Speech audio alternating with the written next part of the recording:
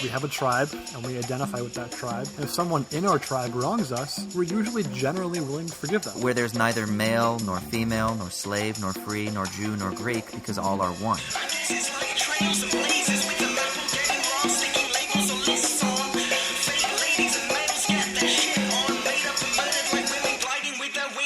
Well, hey, welcome to another episode of Owls at Dawn. We are just two dudes from Southern California who studied philosophy, politics, and religion around the world, and we decided, hey, let's start a podcast where we can bullshit with impunity.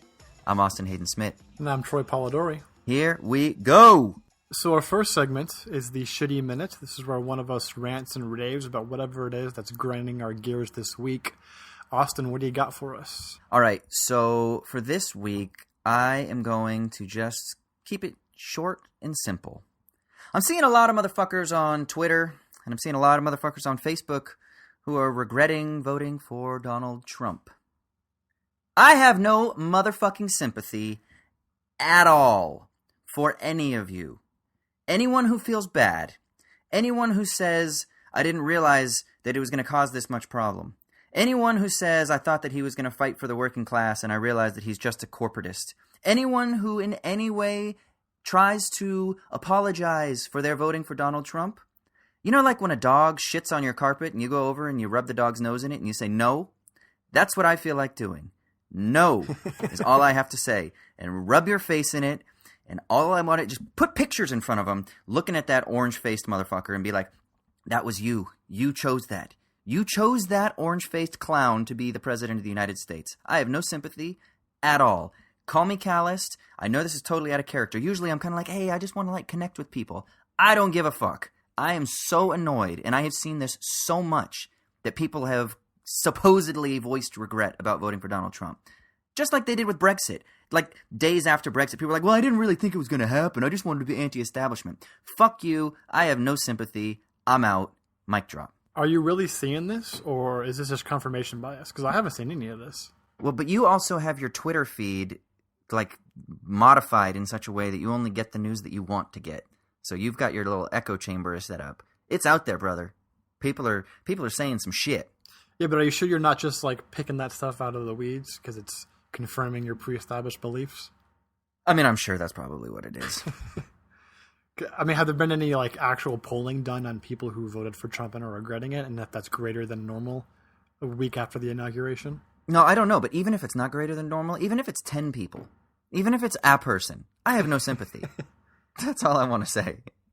That's my point. My point is that it's more about me here than it is about them. It's just that I have no sympathy for anybody who in any way has any sort of regret for having Donald Trump. None whatsoever. Deal with it. Take responsibility for it. Suck it up. And spend the rest of your life paying penance for it. Yeah. I mean, I'm with you.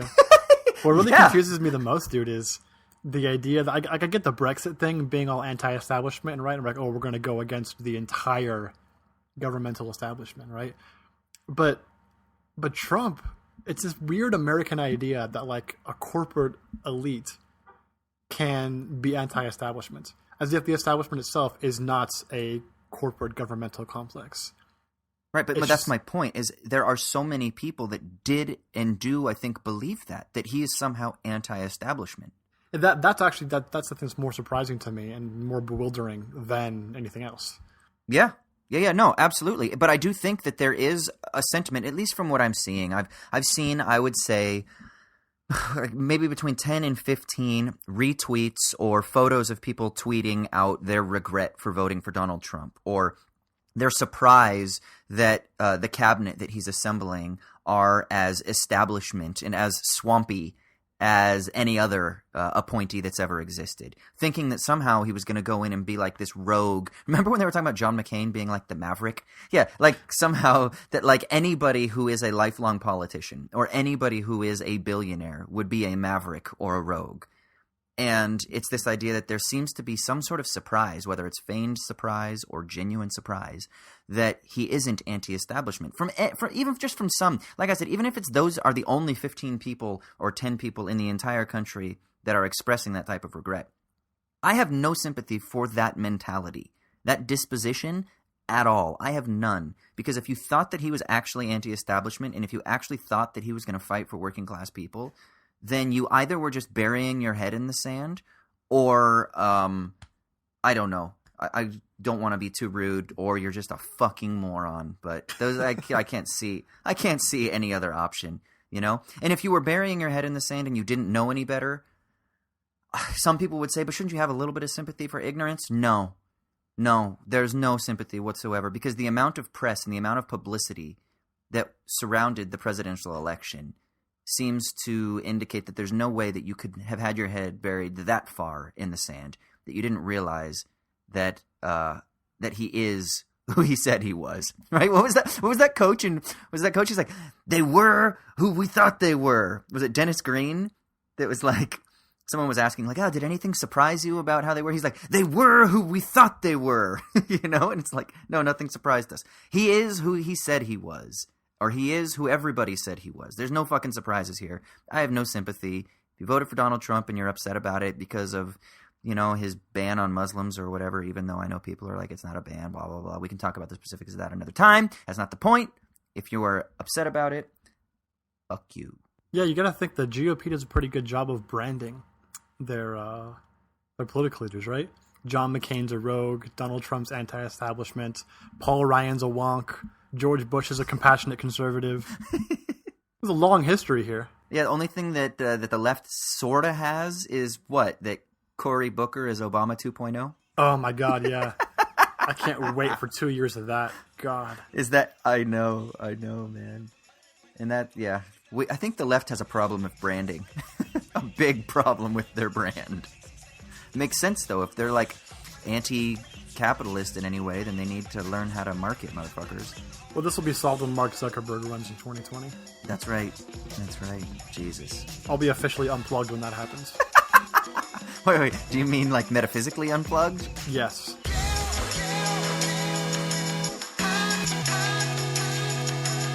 All right. Well, let's jump into our main topic for the week, which, I mean, we could just conceivably talk about Donald Trump and American politics every single week, but we don't want to do that, right?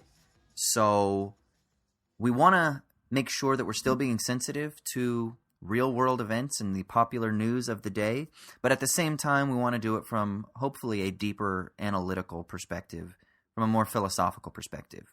So that is what is guiding, I think, this week's discussion. Would you agree with that, Troy? Yeah, go behind the curtain, look at what's producing the particulars, the universals behind there. Right. So this week, I mean, obviously the big news of the week is probably all pertaining to these executive orders that Donald Trump is just pumping out. I mean, is this a normal thing when a guy first becomes president? I don't know. I haven't been as attuned, I don't think, to the first week of a presidency. Oh, yeah. I mean, Obama did a bunch, but usually they're like 70% symbolic, which several of Trump's have been. Right. Like the funding for abortions and stuff like that people got all angry about. They were like, oh, my God. Well, that's just one of those ones that literally turns hands every single election. So, or even just the what was the one about fixing Obamacare? It was basically ordering Congress to fix healthcare. Okay, that doesn't mean anything. Right. Yeah, exactly. So I think the most, I guess, important, or at least the executive order that received the most backlash was obviously the one pertaining to the visa restrictions that were imposed upon 7 select nations. Some people are calling it a Muslim ban. People are obviously, pointing back to his promise during the campaign that he was going to stop all immigration of Muslims until such a time that there Some can are calling it a Muslim ban, including Rudy Giuliani. Right. It's not like only opponents are calling it that. Trump himself called it a ban in a tweet. In a tweet, right. It's so funny because people are like, Sean Spicer is like, it's not a ban, but then, yeah, literally, Trump did say, if this ban, blah, blah, blah, blah, blah, blah. And it's like, well, okay. But hey, man, those are just alternative facts, right? So, which is something else we can talk about, I'm sure, at some point. But yeah, so there is this ban or this restriction on allowing entry visas from nationals from these 7 select nations, which all happen to be Muslim nations. And so Troy and I wanted to kind of talk about issues pertaining to this ban, like what is leading much of this populist, right-wing populist fear that Trump was able to tap into and then obviously feed, that has led to a sort of resurgent nationalism and protectionism, and then a sort of skepticism towards other nationalities or other people groups or other nation states around the world. And it led me thinking to think about this book that was written by a guy named Benedict Anderson, who was an historian, philosopher in, I guess we'll say, in the middle of the 20th century, the middle to later part of the 20th century. He passed away just a couple of years ago, or actually maybe just about a year ago, actually.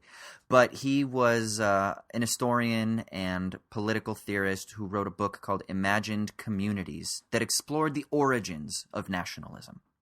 And so I suggested that maybe Troy and I could talk about nationalism in relation to the ban or the non-ban, whatever the fuck you want to call it, but with an eye towards this idea that Benedict Anderson developed called imagined communities. Does that sound about right, what we're going to be talking about this week, Troy? Yeah, for sure. You're much more familiar with Anderson's work than I am. What I thought was interesting, some cursory looks at it, the idea that nationalism is a more recent phenomenon is one of his theses, right? We tend to think that maybe the Roman Empire is a precursor to the nation states of a sort, or that there's always been sort of some continuity in this political entity of the nation. Whereas his theory is basically that nationalism and the nations aren't really a political entity, but instead more of a story that people, like groups of people, tell themselves about their common origin, about their common enemies, their identity, and how all these things have been shaped by their history, and how they identify with those in their nation. Yeah, exactly. And he uses the term print capitalism, which is this idea that he says enabled imagined communities to emerge.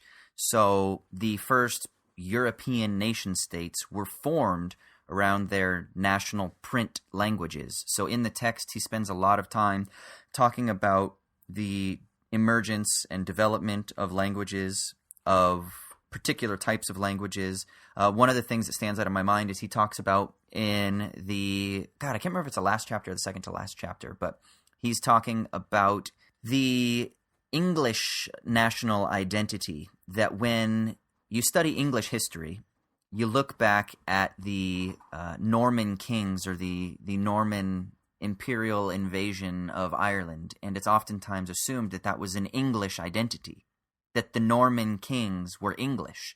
But he says, but they weren't. They were different. They wouldn't have identified themselves as English. It's only something that as the English nation state emerged, as they sought to construct their own identity, like you said, based on conflicts or enemies or certain select historical information based around these print languages that have been established through, the understanding of certain vernacular and things like that, that the Norman history has been included into English history as it's understood under the banner of the English nation state. And so there's this unpacking that needs to be done. And so what he does is he basically develops a genealogical or an historical critique of the development of these various languages and struggles and, poetic songs and cultural dances and things like that were unique to various regions and various religious groups and various sects within those religious groups and all these other things. And he kind of talks about how when we understand the development of all those things, how they've swirled together, then that kind of leads us to a development of the nation state in, the 18th, 19th century. Yeah, what really interests me about this is, you look at it from a European perspective, and while obviously nationalism is a huge thing in Europe, and has been for a long time, there's always been strains of it for centuries, right? You can at least see the historical tie-in. I think of how, the 90s extreme metal groups in Scandinavia looked at the Vikings in large part as their historical sort of ideological ancestors. And it was funny and kind of ridiculous and stupid. But at the same time, it was kind of an anti-Lutheran thing, right? Because the Christians come in and convert or forcibly converts a lot of the natives, and so you see the Vikings as being kind of your anti-Lutheran, anti-establishment figures in history. And that was always kind of interesting to me. Whereas, interesting in a bad way, obviously. But you put that into an American context, we use the term white nationalism, right? But whiteness is not a nation. It's a really weird term, right? But I think it's actually completely appropriate. Because nationalism in America is a contested and constructed thing, much more obviously than it is in Europe. I mean, it's constructed everywhere, as he kind of makes the point, right? These are stories that are constructed over time. But it's very obvious that it is in America because whiteness is a thing that has varied over time. There were those, I think, like the Irish and the Italians, right, who weren't white originally. And then through contestation, were able to be included into a group of whiteness. It's not actually an ethnicity of any sort or even a skin tone, really, but instead more of a group that's in power that's contested over more than anything else. Yeah, that's super interesting. I actually was in Waterford, Ireland, this past weekend, and one of the things that's interesting about Waterford is known as being the oldest Irish city. It was founded in 914 by Vikings. Speaking of Vikings, as you were talking about earlier, and it was founded in 914. And it's an amazing city in that its history is so rich. It was a huge city for wine exports. So between France and Italy, Waterford was a huge exporter of wine, and so there was much trade that happened in that time period. And then in 1169 till 1171, it was invaded by, I think it's William II. The Norman invasion is what it's called. That's when they invaded Ireland. And the Norman invasion is when, I guess we would call it English now, but it was Norman at the time, came over, and the Norman invasion led to, one, the sort of intermixing of the Viking Gaels that were there, because the Vikings, obviously, when they came down, they intermixed with people who had already been living on the island for, millennia, the Gaelic people.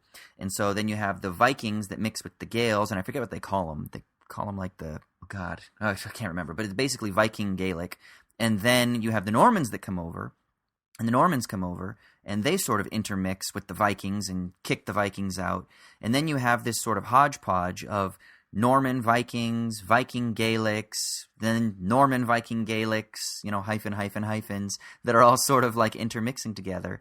And then you have the time of Henry VIII, when basically Henry VIII then wanted to separate from the Catholic Church because obviously he couldn't get a divorce. The Pope wouldn't grant him a divorce, so he was like, fuck this, I'm starting the Anglican Church. And so then that's what started, obviously, in many ways, the English Reformation.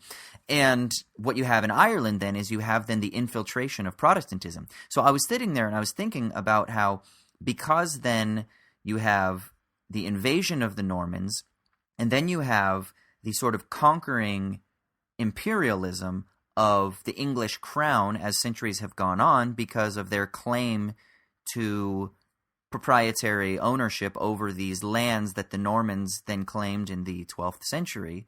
What you then have then is the expansion of the English Empire on the rock of Ireland that had previously been sort of Viking and Gaelic, and then Gaelic prior to that, which itself was just, when it was Gaelic, it was just these tribes, these Irish Gaelic tribes that had existed all over, and they had various kingships and things like that. But then what you have is you have this influx of Protestantism overlaying what was very rich in a Catholic tradition. So what you have then is you have an Irish tradition now, centuries later, that has been so rooted, at least in the Republic, but even, that led to, obviously, the Troubles, and then, obviously, the split you have in the early 20th century when you have the Easter Rising and various other conflicts, and then up through the 80s when you have, or 70s and 80s when you have the Troubles between Northern Ireland and the Republic of Ireland. But you have a country that identifies its national identity embedded as being Catholic in opposition to the imperialist force of Protestantism, which they identify with English. So there's this way that you establish a national identity through this sort of conflict of invading imperialist forces that caused many people in Ireland, obviously, and that the Republic of Ireland obviously has its national identity firmly rooted in now, because of this hunkering down into a sort of not a protective stance. I mean, I guess in some ways it was, because it really was about survival and trying to reclaim or maintain a sense of identity and culture from the threat of this external foe that's imposing to dominate them and I guess squash any sort of otherness that didn't fit within the sort of Norman vision or the Protestant vision later on. And so that's why you get the emergence of a nationalism in Ireland that is so strong and so deep-rooted. And that's why Catholics in Ireland can be very hostile to Protestantism, and that's why it goes so deep, because Protestantism is essentially understood as being threatening. It's essentially understood as being part of the invasion. And so it's essentially an enemy. It's something that is hostile.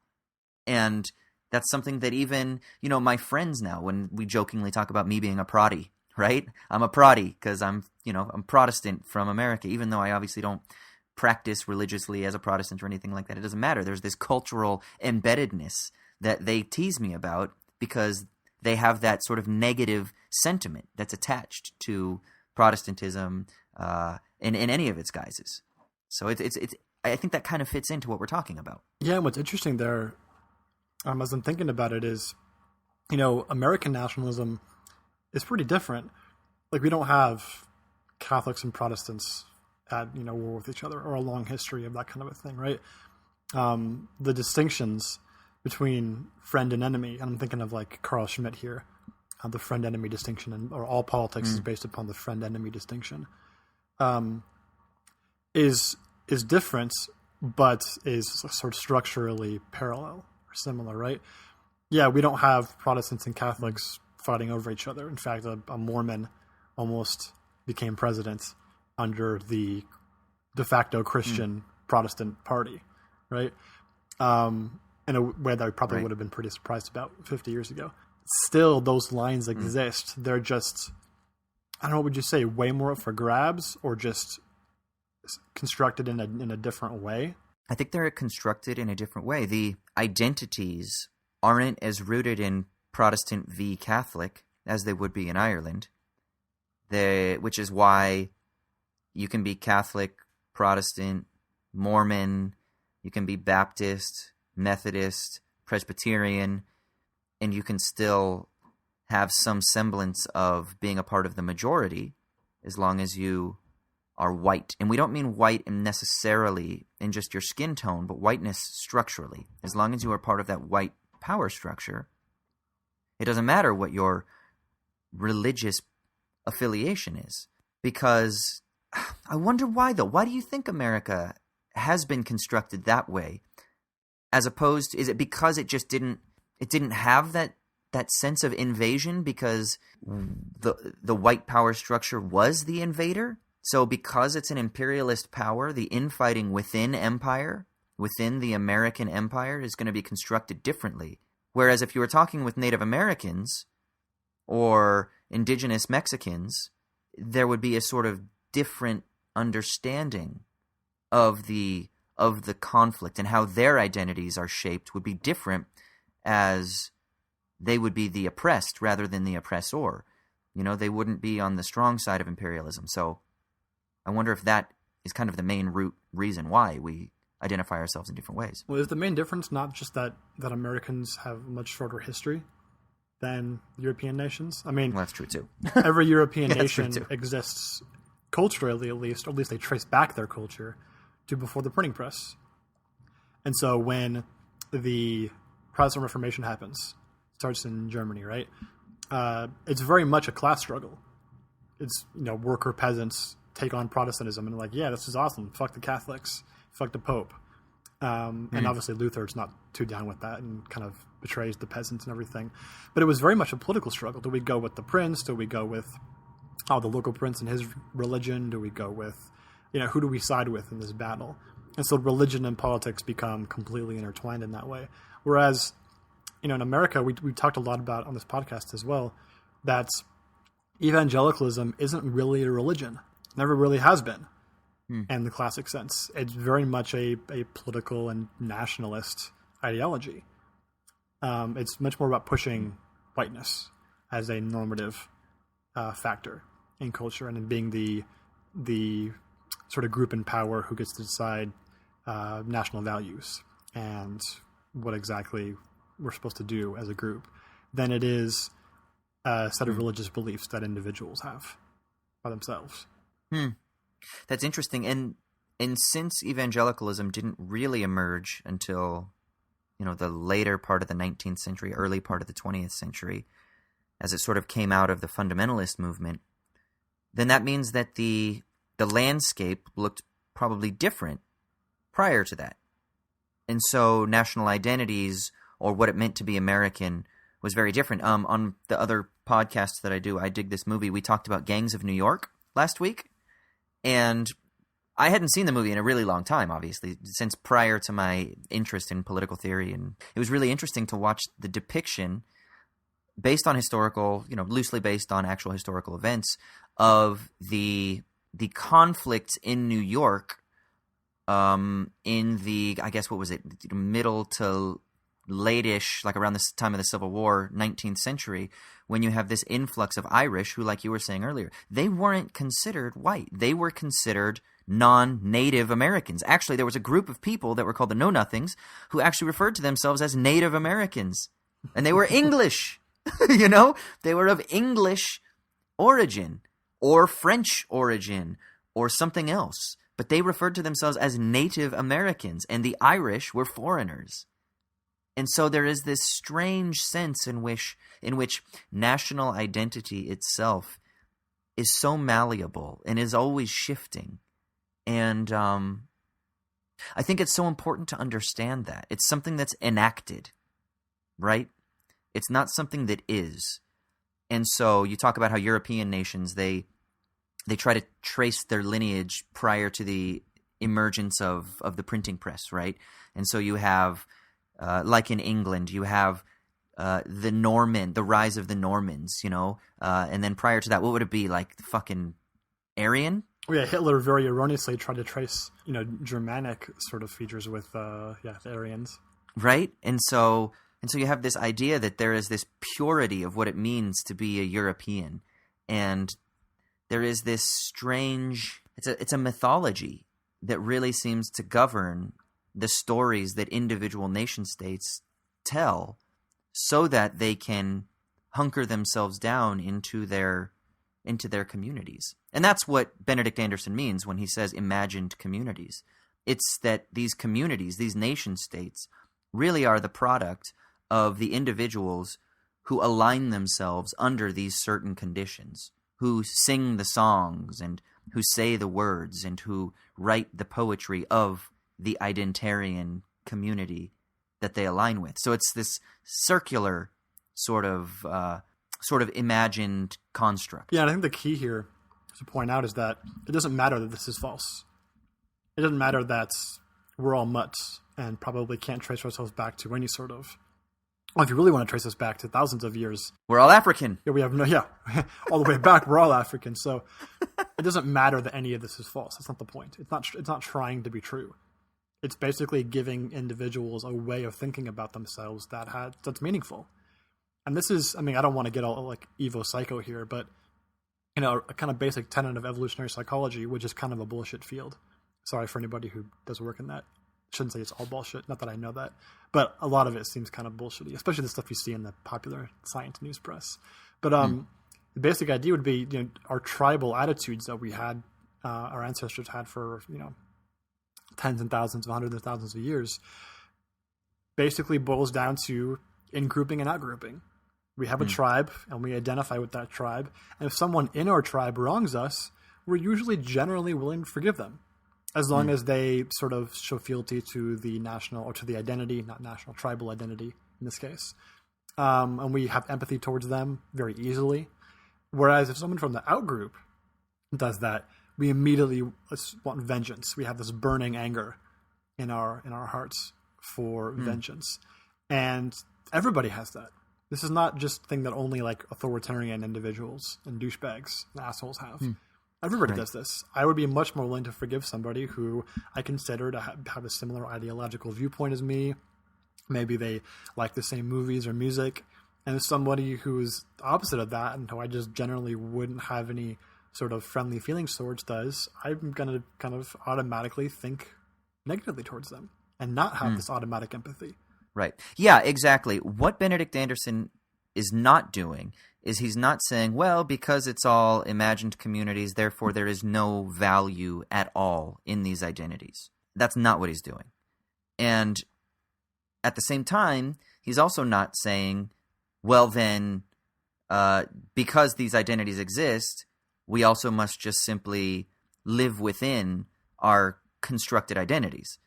He's trying to navigate between those two. If we could set those up as poles, he's navigating between those two to offer something different, to offer a way of, one, analyzing, I guess, in a simple sense, how, I guess we are all team human and that there are class struggles, because he is writing from a Marxist perspective. Although, from what I understand, Marxists said he was too liberal and liberals said he was too Marxist. So I think he's kind of always trying to navigate between various different poles. But at the time of his writing, I think in one sense, what he is trying to do is create a way that we can understand how it is that these national identities came to be emerged, so that we can realize that they can be recreated, right? And it's about giving us this historical understanding, a broader historical understanding, so that we don't just simply essentialize and naturalize the feelings that we have towards our patriotic or national identities. Yeah, we've talked a lot in this show about social construction and kind of pointing out things that we tend to think are natural or eternal are in fact constructed, socially constructed, linguistically constructed, whatever it might be. Calling something constructed does not mean that it's bullshit or that it's fake or that it's unreal. Exactly. It's just to say, well, no, it's just, this is how it's real. It's real in this way. And that's actually usually a good thing, because if it's constructed, that means it can be deconstructed and reconstructed. It can be reformatted. It can be changed. Well, yeah, no, anything that's imagined, I think people oftentimes think that imagine means fake. Like, because it's imaginary, it's fake. And that's not the distinction. It isn't something is imagined versus real.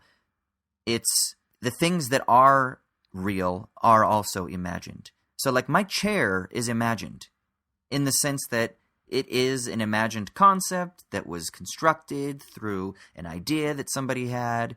Obviously, there's a really long process of ideas and various chairs that have existed. But the point is that, very simply speaking, yeah, it is an imagined entity, but it's fucking real. But it could be otherwise. And that was one of the things like Marcel Duchamp does with the fucking urinal, right? Like, yeah, it's a urinal and it's real, but I'm going to stick it in an art gallery and I'm going to call it a fountain, which means that it can be otherwise. It can be used otherwise. So a cup can be a cup, but it can also be a candle holder. Just because it's imagined based on its use doesn't mean that it's real, but that also doesn't negate the fact that it actually, in its construction, has value as the imagined reality. Yeah, the fact that white nationalism is a constructed identity and a terrible one and a horrific one throughout history doesn't mean, oh my God, we should never have identity groups, or we should just go into our isolated chambers and, get what we want and forget about ever being in a group again. It means that, hey, that's a horrific one that's committed atrocities against people. But that does mean that we can actually build a sort of identity, maybe even a national identity, that's not about or concerned with exploitation or founded on exploitation. We can do one that's actually for the benefit of everybody. Well, and theoretically, isn't that what the American project aspires towards? In some ways, anyways. Obviously, but only towards white people. Right. But it shouldn't. And I think that's, if you just simply talk about the concepts, of equality and the right to life, liberty, pursuit of happiness, these big ideas that we like to perpetuate. Just the ideas themselves. The idea is supposedly that the American project could be, not that it is or ever has been about this, but it could be about that idea of creating a national identity, creating a community of people that, and I'm going to get biblical here for a second, but where there's neither male nor female, nor slave, nor free, nor Jew, nor Greek, because all are one, right? It could be that. Yeah, the history of America, the promise of it is that, hey, people who weren't white, who were thought of as less than human, eventually became included in that group. Now, of course, that was founded on and based on exploitation of other people, especially African Americans, among others less so. But the promise of that is, hey, that was a constructed thing. It took, centuries for it to happen, but it did. If a person who is Italian and a person who's Irish and a person who is English can now be in the grocery store together and never bat an eye and just think that person's just like me. They have the same identity as me. They share the same history as me. We are friendly automatically. Why can't we do that with literally everybody? There's no reason why we can't. Do you think that with the continual innovation of robotization, and that when robots do eventually kind of become the primary laboring mechanisms in the workforce, that would actually contribute to a more inclusive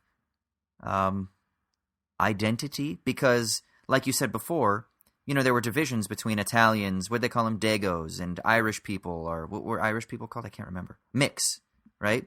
Well, then those terms now, that's not the case anymore. People now, it's like, it's cool. Like, everyone celebrates St. Patrick's Day in America. It's used jokingly. Ironically, as if I could ever actually mean something negative when I say that. Yeah, exactly. So they are so included now that their labor is not exploited. Now, African Americans have had a lot harder of an historical rise to overcome their exploitation, or the exploitation of their labor, the exploitation of their bodies, and then the sort of discrimination that has been perpetuated against their bodies. But do you think then, if robots kind of just simply become, and I don't mean this in like some silly sci-fi sense, like Jetsons style or something like that, but for real, that as robots become the things that just simply produce and manufacture and develop, that would allow for greater inclusion of other identities within various borders? No, it'll just be apartheid. No, I'm just joking. Are you thinking like in a Nietzschean sense where we have to get our desire to dominate out on somebody? Yes, and so exactly. If we just direct that towards robots alone, then we won't have to do it to everybody else? Yeah. So it's like the same thing when people say that American sports, athletic culture, replaced the desire for global war. A similar thing there? Yeah. I hate the Boston Celtics instead of, the Germans. Right, exactly.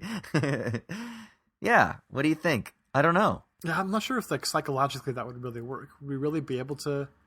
I guess we'll probably have robots fighting each other to the death, which we already kind of do, right? Didn't Hugh Jackman do a movie about that? Yeah, that's right, he did. But they would have to they'd have to look more real, and we have to sort of ascribe some sort of consciousness or humanness to them for that to happen. But then we're gonna have a whole nother thing when they achieve consciousness, self-consciousness, and then we're abusing them for our own sakes, and then we have the whole thing all over again. Yeah, exactly. Then at what point do robots become conscious? But I do wonder. I don't know. Okay, so let's tie this into shit that's going on in America right now, and really across Europe. I don't know if you've been paying attention to the polls in France, but Marine Le Pen is actually leading in the preliminary round. The way that it works for people that are listening that aren't as familiar is that France has 2 rounds of election for president, similar to, I guess, the way America does with their primaries, but it's not quite as it's not just 2 parties, right? So they have all these parties, even though there are only a couple that really matter. So there's the Socialist Party, and that's who the current president, Francois Hollande, is the leader of that, but he's not running again. So what's the guy's name that's coming out of his party? I can't remember. He's a young dude, but who's made a a real push lately. And then there's another socialist guy named Mélenchon, who's got like these people have like 10%, 12% of the vote in the polls. But then you have the two main, and then you've got a guy named Macron, and then you've got Fillon, and then you've got Marine Le Pen, and they're the three that are kind of the front runners right now. But Le Pen, who is running her campaign on a very similar platform to Trump and very similar to the sort of Brexit campaign, is a very nationalist campaign. Obviously her father was an outright nationalist, whereas Le Pen is sort of, I think, what do they call it? Nationalism with a friendly face. But she's leading right now in the polls, even though apparently in the head-to-heads she's losing to every other candidate. But again, we said the same thing about Donald Trump. The exact same thing, yeah. This all sounds so familiar, but it's interesting is so we do have a rise of nationalism. And then, of course, you have like hard nationalism in places like Hungary, where there's literally fascism that is on the rise. And you have these fascist blocs that are exerting themselves in the public sphere. And so you have this rise. So how can we talk about what's going on in America and elsewhere in the world, but maybe particularly with America with regards to the Muslim ban or the visa ban, and how this fits to the idea of imagined communities and social construction? I mean, one thing that surprises me is just how quickly this all happened. I mean, we've known, especially those who work in the academy, right, that the refugee crisis was going to be the number one effect of the global warming crisis, of climate change. That was going to be the main issue, even more so than land itself. And so, in that sense, refugees seeking new land because their original land has become uninhabitable, we were expecting that to be more of a 10 to 20 years kind of a thing, maybe even 50 years down the line. But it's already stoked the rise of fascism throughout Europe and the Americas. And we don't even really have a refugee issue in America. It's a totally falsified, imagined thing, imagined in the negative sense. So it's really surprising to think about how quickly this happened. It just shows how strong these identity markers really are in people's minds. Yeah, there's been a lot of people, at least in the academic world, it seems like, when I listen to podcasts, debate, lectures, who've been talking a lot about Carl Schmitt lately, which, I mean, I know that anyone who studies political theory and things like that, you're going to study Carl Schmitt anyway, but I feel like, in particular, there's been a resurgent interest in Carl Schmitt. Now, I don't know much about Carl Schmitt. I just know from secondary stuff that I've ever read. But can you talk a little bit about that friend-enemy distinction? Yeah, so basically Schmitt's idea is that all political struggle is based upon this sort of tribal in-grouping and out-grouping, like we were talking about earlier. So you consider certain people your friends, and you're willing to sacrifice for them, and you have empathy towards them, and you are willing to work together for their good, and crucially forgive them when they wrong you, perhaps eternally, like forever. So a person who you consider to be part of your in-group, they can basically steal from you in front of your face. And in order to sort of save the identity or the tribal identity, you're just willing to overlook it. Sort of an explanation for why the worker is able to look up to the boss and be like, oh, well, he worked so hard to achieve this position. It's okay if he's an asshole and who abuses me and exploits me and everything else, right? Whereas you're also willing to basically go to war and shoot somebody who you don't even know, who's only there because, just like you, they happen to be born at a particular time in a particular place as a dude. And so you're willing to kill them because somehow it contributes to the tribal group. But you have to maintain that friend-enemy distinction. As soon as you connect empathically to one that has been deemed an enemy, then it complicates your ability to go to war with them or to maintain that distance, right? Like, you saw the new series of Black Mirror, right? Yeah. Do you remember the episode, I think it was episode 5, where they have the implants in the soldiers' eyes? Yeah, that was a great one. Okay, so for people not listening, the 5th episode of the most recent series of Black Mirror, it had basically, you get thrown into the middle of a combat scenario where soldiers are fighting, what do they call them? Do they call them rats or vermin or something like that?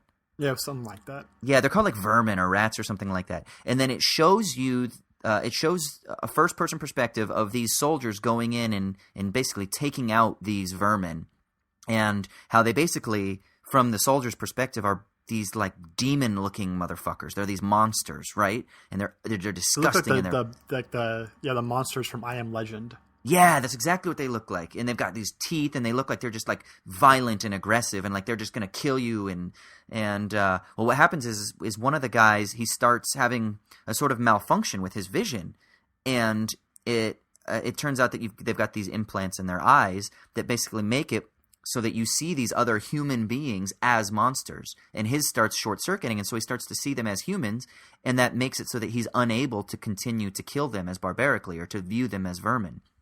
And it's very interesting conceptually because that is the idea, right? You have to dehumanize the other in order to maintain that conflict.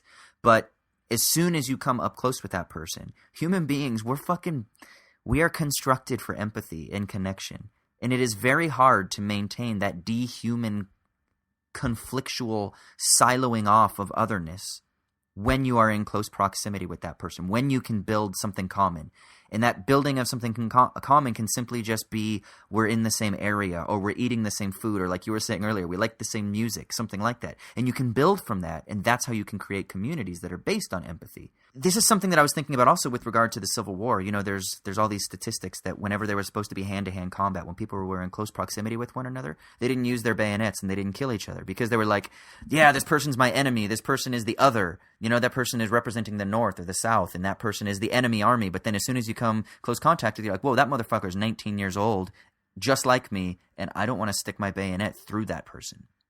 It becomes very hard to do that, to maintain that friend-enemy distinction when you connect empathically with somebody. Yeah, and Schmidt's point, because Schmidt was a fascist, was that you have to sort of fight against this tendency to empathize, and you have to construct this friend-enemy distinction like very forcefully in order to actually triumph. Otherwise, you're going to be a liberal pussy and lose. And so, obviously, those on the left who have taken this this sort of strategy or this analysis use it for very different means to talk about how do you deconstruct this distinction, right? While at the same time not kowtowing to fascists. Yeah, exactly. So, is there anything you want to say with regards to, I don't know, the present shit that's going on in America?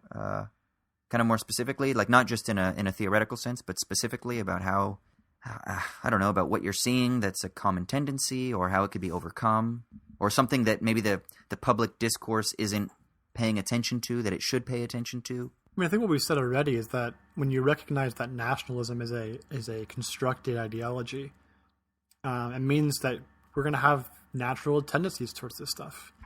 We're not going to care a whole lot when drone bombing happens and an 8-year-old girl dies. It's just, okay, yes, this happens every day in a part of the world that I don't understand, that speaks a language that I don't understand, and you're not going to feel a whole lot. And that's okay. I mean, you can't sort of feel guilty for that. That doesn't actually affect anything. But try to sort of familiarize yourself with these things. If you want to construct a world, a universal identity for all peoples, you actually have to go out and sort of build new tendencies. You have to construct these new feelings. So it's from things as simple as watch movies that come from famous filmmakers in Iran and in Africa, and listen to music from other parts in the world that you don't really understand. Familiarize yourself with it so that eventually you can have this natural empathy towards these things, and other people can as well.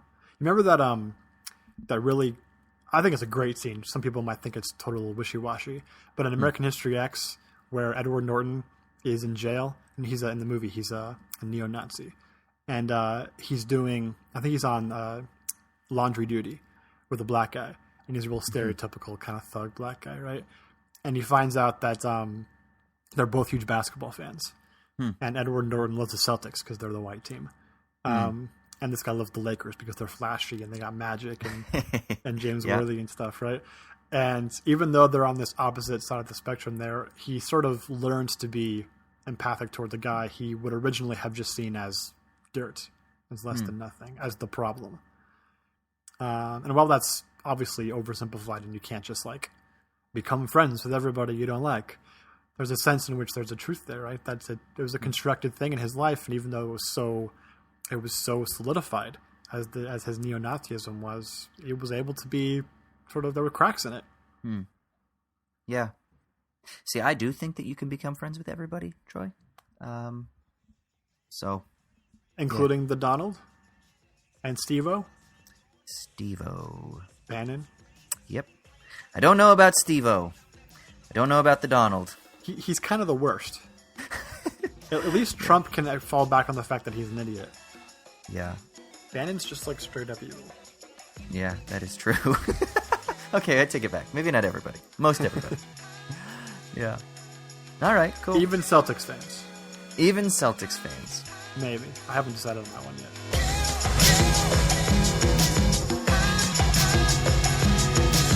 All right, so let's move on to the Sticky Leaves segment of the podcast. For those of you who might be new, the Sticky Leaves segment is based on the brothers Karamazov, where one of the brothers, what was his name? Which one are you talking about? The guy that liked the Sticky Leaves. Oh, Ivan. Ivan, okay. So Ivan was asked by his brother, because Ivan is an atheist, and his brother asks him, well, how can you have meaning in the world, or where do you find meaning in the world if you don't believe in God? And Ivan says something along the lines of, it's the sticky leaves on a Sunday morning as you're walking, blah, blah, blah, blah, blah, blah. Some bullshit like that. I haven't actually read Brothers Karamazov, so did I get that right, Troy?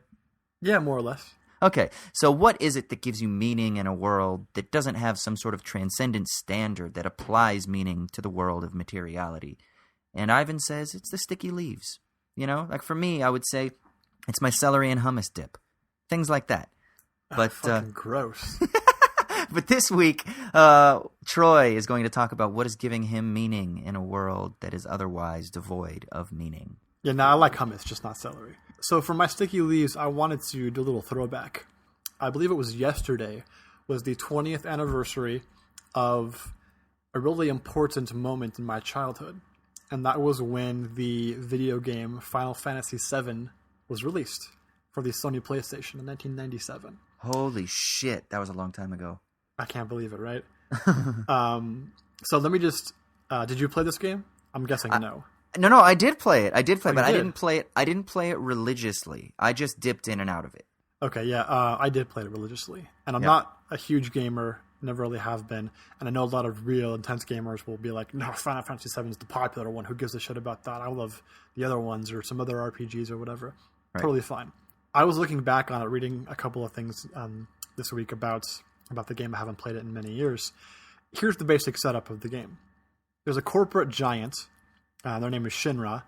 And they exist by taking a natural resource out of the ground that's renewable and using it to power the electrical grid in this giant city. They become so big and powerful that they get a private army and end up becoming the entire government.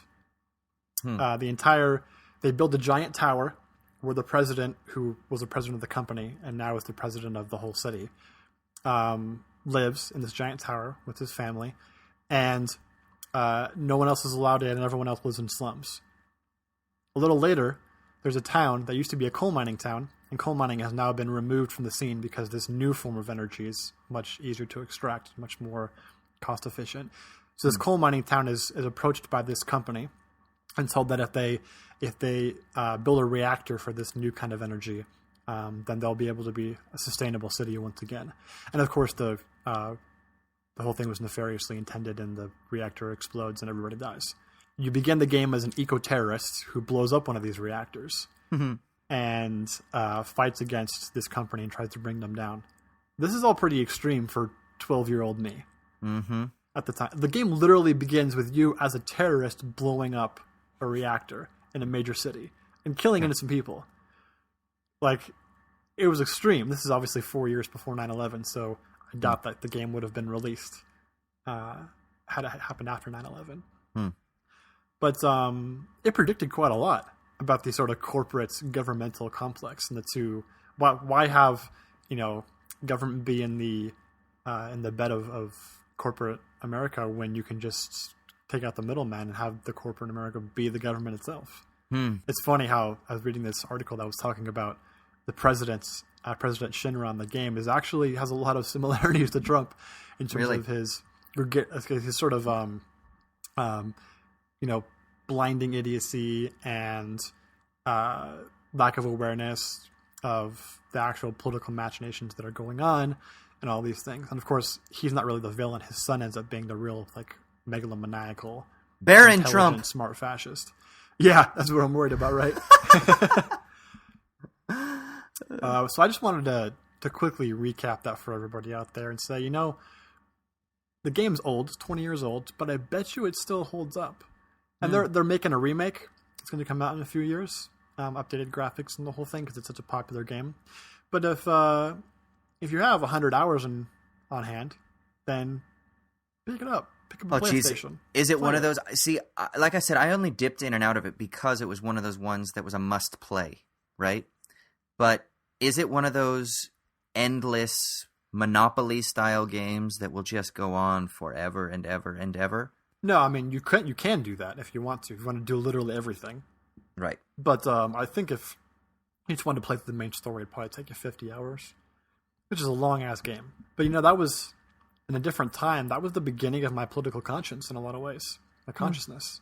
So I didn't understand things like what terrorism was. And it was very much, in 1997, prescient in representing the dangers of climate change and of sort of the white working class being decimated by economic struggle and things like that.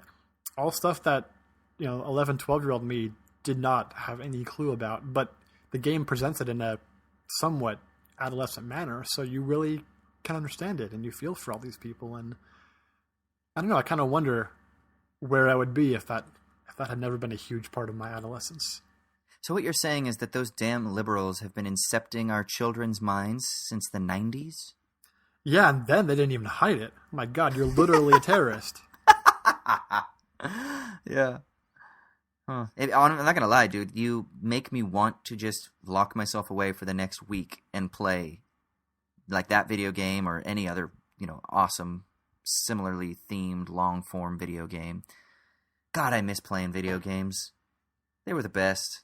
Yeah, man, I feel like games aren't as willing to be radical anymore because you have to sell so much. Games cost so much money to make, and they have to sell so many copies. You can't really be politically affiliated or have those kind of themes anymore. Maybe I'm wrong. I don't know enough about the community to know that for sure, but it seems to be that way at least. I mean, it's not smart from a business perspective, right? It's like Michael Jordan said why he wouldn't stand up for political purposes because he said, you know, Republicans buy Nikes or something like that. Republicans buy sneakers. Too, yeah. And so that's the rule of business if you're trying to be successful is you need to have global appeal. Yeah, I'm just wondering though, because movies do it. Obviously, your big budget movies don't really do it. They're really wishy-washy. But you can have independent films that take a very strong political stance on issues.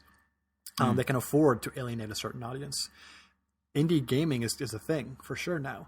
And I'm wondering when it actually takes that road. Maybe it already has, and I just don't know. If you're out there and you know about this stuff, let us know. Yeah, I was just going to say that. I would be really curious. Hit us up on Twitter. Let us know if there are some interesting games. There was a game that came out a while ago. Did you ever play BioShock? And I never played it, but I know what you're talking about. Doesn't that one kind of have a sort of political theme to it, or no? Yeah, I think it does. It's set in like a crazy utopian future, right? Yeah. So, but again, it might be really benign too, because it might just be like you're in a totalitarian future where everyone's trying to control something, and I don't know, just something that is very easy for anyone, whatever their political affiliation is, to kind of align with, rather than representing a genuine sort of like leftist idea or revolutionary idea. Yeah, where's the game where you collectivize the proletariat and seize the means of production? And that's how you win the game. That's what I want to see. For some reason, I feel like there is some... You've achieved #full communism. Game over. New Game Plus. I love it. If you're a gamer out there and you want to develop an idea, you're welcome. Troy just gave you one. Just call it Seize the Means. That'd be awesome. That actually would be kind of sick.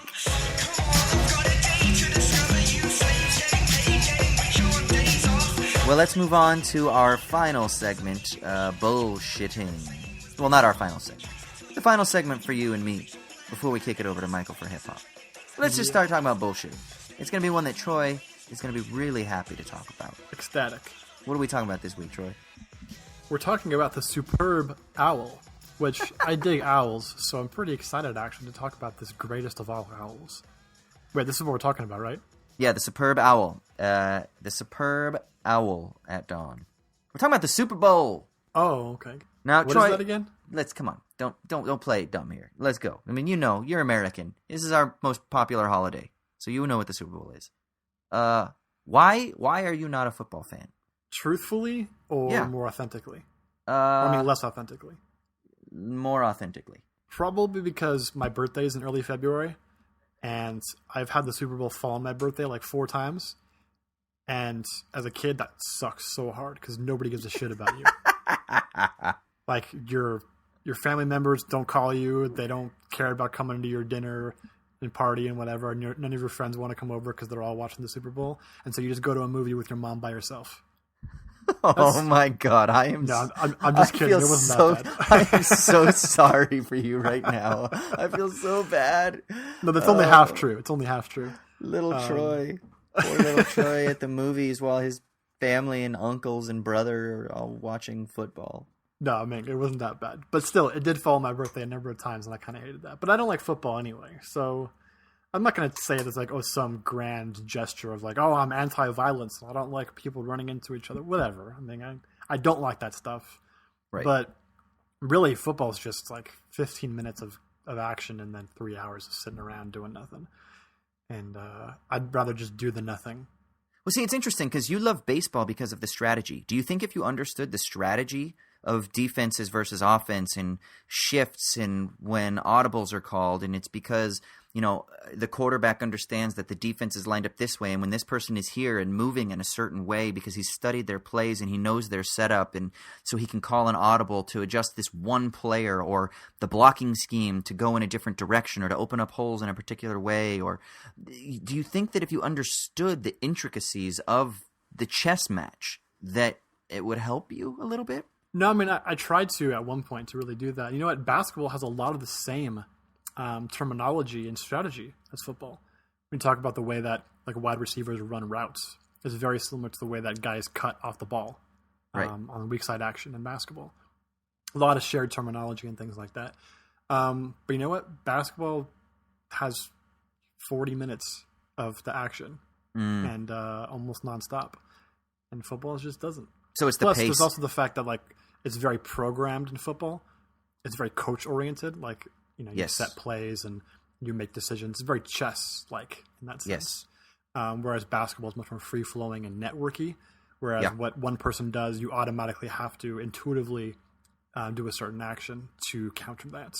You can't really like lay it out on a chessboard and make moves. Yeah, that's one of the things that that Europeans argue with me about with regards to why they like rugby and they don't like American football. Because rugby is, you've got 2 halves, continuous action. It doesn't stop.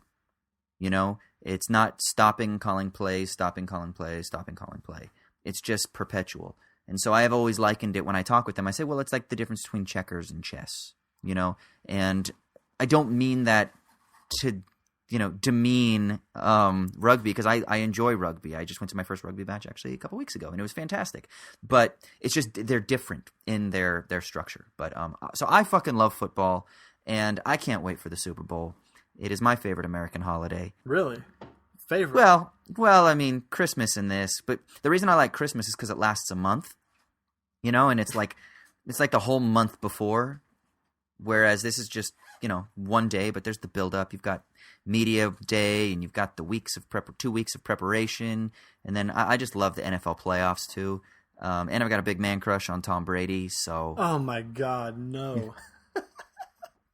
So, I'm excited really? to see... Is that asshole? I'm excited to see my boy... Now, listen, I do have a problem with him right now. We're not on speaking terms because he's a Trump supporter, apparently. Now... He hasn't come out and said it. He is intentionally deflecting it, saying, look, I'm concentrating on his football. But apparently he and Donald Trump have been friends for a while, and apparently he supported Trump in the presidency. So if that's the case, he's in the doghouse a little bit. But, I'm willing to work through it with him as long as... He'll flash you a smile and you'll just melt. Exactly. with that jawline and that stubble... Just give me that smile, Tom, and we can be friends again. It's Matt Ryan's the quarterback of the Falcons, right? He is, yeah. I hope that he smashes Brady. I know quarterbacks don't ever go against each other on the field. I know enough about football to know that, but I hope it's just destroys him. I hope to God. No, see, I cannot abide with that. I really hope that the Pats make history and Brady gets his 5th ring, and that's what I'm hoping for. Let's have a little bit of a bet then, Austin, since I'm going to be rooting for the Falcons while not watching the game, and you're rooting for the Patriots against all reason and moral truth that exists in the universe. All right, what's the bet? What should we do? I don't know. What should we do? Loser has to do something embarrassing on the next podcast during the bullshitting segment. Okay, if the Patriots win, you have to sing me a song. Oh, fuck no, I'm not doing that to our You have to sing Joe Cocker's You Are So Beautiful to Tom Brady. Okay, I'll do something in deference to Tom Brady. Okay. I'll think about whether or not it'll involve singing. You have to... Okay, if the Patriots win, you have to write just a short poem to how beautiful Tom Brady is. Okay, and I'll recite it on the podcast. And you'll recite it on the podcast. And if the Falcons win, then you have to... It's too easy to have you write something against Tom Brady because he's a douchebag. It's obvious. No, but I genuinely do. I genuinely am a supporter of the Patriots. Okay, then you have to write a short poem explaining why you are a morally reprehensible human being for supporting the empire that is the Patriots. Okay, fair enough. Okay, deal. I mean, jokingly, of course, but half true. But after it'll I'll be in tears by the end. Okay, fair enough. But yeah, man, I can't wait. I'm looking forward to the Super Bowl. I don't give a fuck about the halftime. When I was younger, my buddies and I, people gave a shit about the halftime show. We used to go out and play football ourselves. We'd go out and throw the football or drink beers and sit around and talk. We don't give a fuck about the halftime show. When Janet Jackson's nipple came out, we didn't even see it. We came back in and because we were having a Super Bowl party and people were like, "Oh my God, you missed it." We were like, "Oh, well, whatever." Who's playing the halftime show? Yeah, I think it's Lady Gaga. Okay. Yeah, with Lady Gaga, it could be interesting because she's very vocal politically. I wonder if there'll be some sort of anti-Trump shit. Or I wonder if the league is none of that anti-Trump shit. And will she even care? Yeah, exactly. Would she just do it anyway? Here's all I have to say about the Super Bowl and what it means to American culture. 2 quarterbacks, 4 first names. Matt, Ryan, Tom, Brady. That is the most sinister, distrustful bullshit. And all you need to know about why you shouldn't like the Super Bowl. 2 quarterbacks, 4 first names. Michael, what's up? With first-class legroom, 3 cocktails for everyone, and a schedule you can depend on. Hey, Owls at Dawn. This is Michael Burns with This Week in Hip Hop. Things are finally picking up. Not for the world, which is just so fucked, but in terms of hip hop. So there's been some good distractions this week. We'll talk about a few tracks that came out, a couple records that came out, and maybe I'll say something random that I'm not going to delete because I'm too lazy. But first thing, I talked about one of his singles last week. Jonwayne has another new single. It came out today. The day I'm recording this, February 2nd, but it's called TED Talk. It sounds really good. It kind of sounds like this.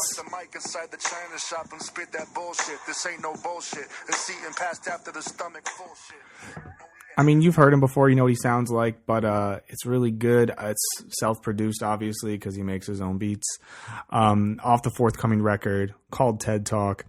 I think bars-wise, it's even better than the tracks he's been putting out. And once again, I think Jonwayne really sounds like he's kind of finding a real new pocket of confidence and self-awareness, and it's really dope. And I think that his record is going to be awesome. Another thing that came out this week that I was excited about, I didn't even know that this was a project that was happening, but Talib Kweli and Styles P of the Locks, they have a project that's coming out that they're putting out together. And the track that came out from it this week is called Last Ones. And the song opens with Kweli saying, "All my rap friends went crazy. I'm the last one left." And I wondered if Kweli was thinking about friends like Kanye West and the artist formerly known as Mos Def. But who knows? Either way, it is a really good track. It is Talib Kweli and Styles P basically talking about how a lot of rappers are lame and people that they came up with have gotten soft and crazy and corny. And if you listen to this podcast, you know that for whatever reason, I love rappers that age well. I think Talib Kweli and Styles P are both of that ilk. And I definitely think, and I said this on Twitter, that damn it if I am not the fucking target audience for a Talib Kweli and Styles P project. So I think in a few weeks, maybe that's coming out. I should have the exact date for you, but I don't. But like, you know how to Google. But Talib Kweli, Styles P, Last One's a track worth listening to. Man, so many good songs this week. My favorite rapper. And when I say my favorite rapper, I mean my favorite rapper currently in his prime. Like the same way that if I talked about my favorite basketball player ever, it might be Iverson. Right now, Draymond Green, because he's my favorite currently active player. You didn't need to know that, but now you know that. My favorite current rapper, Homeboy Sandman, the boy Sand. Guy puts out so much music. He has a new record coming out. He put the first single out today, once again, February 2nd. It's called Clarity. It's really good. Production-wise, it's ill. I'm not familiar with the guy that produced it.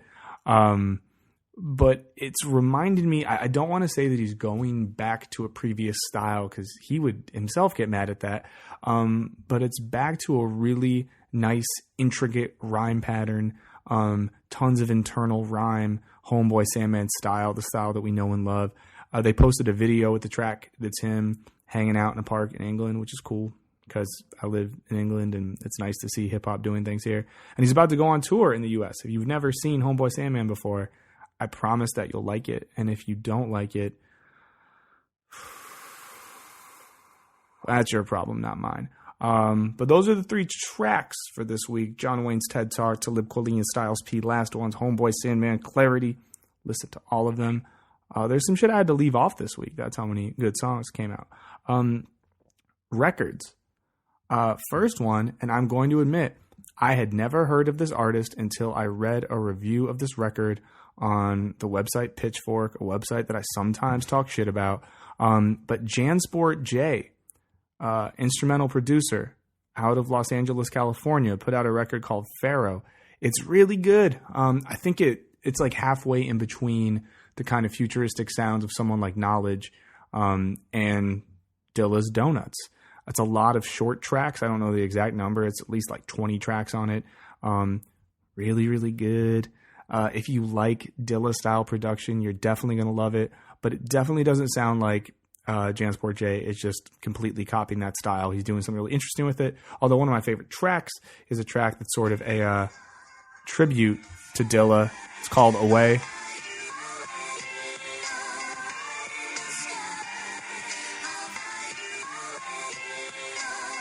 Either way, Jansport J, Pharaoh, check it out. It's worth a listen, especially if you like rap to listen to while you're doing other things without words. Now, the final thing I'm going to talk about this week, if you know me, you're probably going to be surprised that this is a thing that I am talking about. Migos put out a record this week called Culture. I'm not the type to normally talk about groups like Migos. But damn it, if it's not a fun record. And you know what? Sometimes it's okay if rap is fun. It doesn't always have to be smart. We live in a world that's fucking terrible. We need an escape. And this week my escape was listening to Culture by Migos. I'm sure anyone that's like listened to the radio has heard Bad and Bougie or T-Shirt or some of the other singles that have come out. But it's just like a record that's interesting. It has some cool production by Zaytoven and some others. Every song basically sounds like a radio single or a club record, which is just kind of fun sometimes. My favorite tracks, I have a couple. One of them, I'll play a second of real quick, is called Big on Big.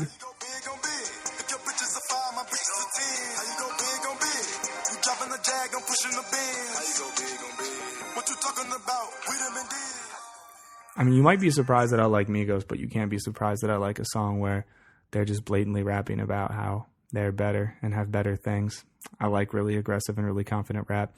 That song's called Big on Big. Another track I really like is Deads featuring 2 Chainz. You might know that I have a soft spot for the artist formerly known as Titty Boy. But either way, if you just need some fun shit to listen to, I would say maybe check out the Migos record. If you are the type that, I don't know, if you have like a Immortal Technique tattoo or something like that, you're probably not going to like it. So please don't listen to that record. But hey, that's it for this week. I think that I did a pretty good job. I packed some stuff into 7 minutes. Not bad. Keep your head up because the world is terrible. Enjoy the rest of the pod. Appreciate what Austin and Troy are fucking doing for you. Just fucking appreciate it. If you're not on fucking Twitter and Facebook saying thank you, Austin and Troy, thank you for what you do. You gotta get your shit together.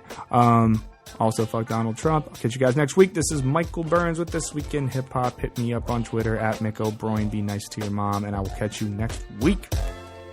Cruising the sky as smoothly as a bird, you scarcely realize you are traveling fast. Sweet. Thank you, brother. All right, so we got some new stuff to check out this week. I'm excited. Yeah? Yeah, that new Homeboy Sandman track was legit. I'm loving it. Okay, I haven't checked it out yet. I've listened to the Jonwayne one because he tweeted us and with a link to the track, so I was able to check it out a little earlier, but I haven't listened to the Homeboy Sandman one yet. Yeah, that Jonwayne one was cool. I'm kind of wondering, though, why Draymond Green is Michael's favorite basketball player right now. I know, it is interesting. Because does he like kicking guys in the nuts? Yeah, he's violent. He's angry because of the election and because of Trump and because of the decline of the American empire. And so I think, well, maybe it's not because he's trying to preserve the American empire, but I think he's just angry at the crumbling of life and all things that he holds dear. And so he's holding on to things that matter to him, like that Migos album and making tacos at home. And I think that Draymond Green, he kind of, it's a catharsis for him because he's able to live through him as he violates other people's genitals. Yeah, I feel like Draymond Green's part of like the Titans, though, right? I mean, he's part of the ruling class, the Warriors. Yeah, maybe. When they kick people in the nuts, it's like, what the hell, man? Well, the big thing is because, Michael's a Chicago Bulls fan. And, they're just kind of eh. I was expecting Jimmy Butts to be his favorite player. He's one of the best players in the league. Yeah. And doesn't he have like a nice fade too? Yeah. Is he still rocking that awesome, fade? Dude. Totally. His was pretty big, right? Wasn't it? Or was it somebody else that had a really big one? Amon Shumpert's the guy who had the huge one. That's right. That thing was beautiful, man. Does he still have it? I think he still has like a mini version, but not the huge one he had a couple of years ago. Dude, it was like a good 6 inches above his head. Yeah, it was awesome. Oh man, that sounds good. Well, cool, man. What else? Anything else? No, I think that's it. Shall we? Yeah, sounds good to me, brother. Alrighty, Das Vidania, Amerikanski.